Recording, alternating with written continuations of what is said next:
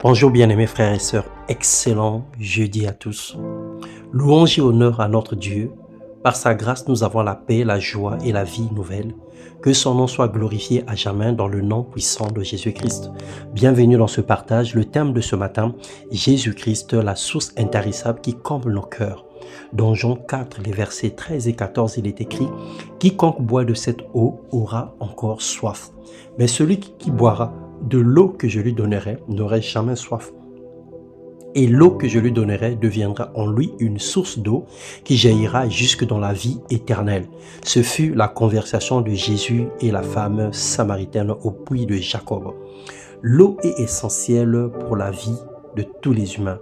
Celle que l'homme consomme pour avoir une parfaite santé doit être une eau pure, dépourvue de toute saleté, dépourvue de toute impureté et de tout microbe.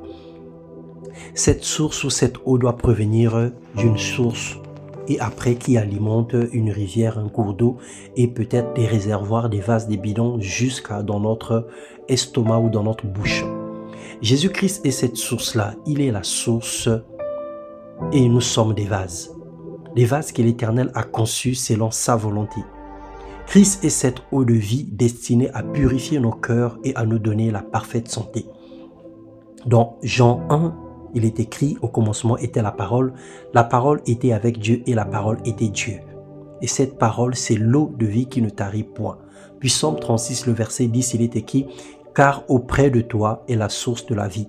Par la lumière, nous voyons la lumière. » Le Seigneur déverse dans nos cœurs sa parole, qui est l'eau de vie. Il nous abeuve afin que nous abreuverons ceux qui sont dans le besoin.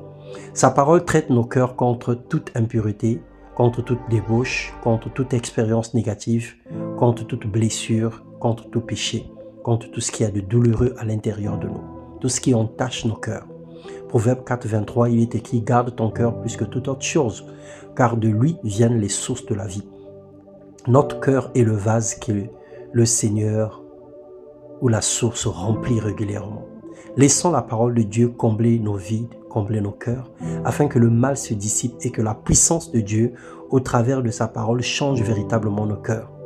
Nous voulons prier ce matin en disant, Père, en tant que vase que nous sommes, nous prions que tu nous remplisses de ta parole, afin que le contenu de nos vases soit pur et que nos cœurs, nos vies reflètent ta volonté dans le nom puissant de Jésus-Christ.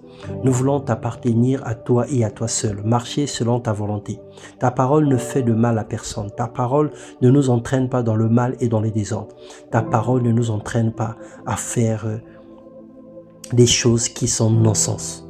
Mais ta parole nous redresse. Ta parole filtre en nous des mauvaises actions. Les actions secrètes que même les humains, ceux qui ne te connaissent pas, approuvent. Alors Père, comment ne pas te faire confiance et te laisser agir dans nos vies? Prends le contrôle de toute situation dans le nom puissant de Jésus-Christ. Amen.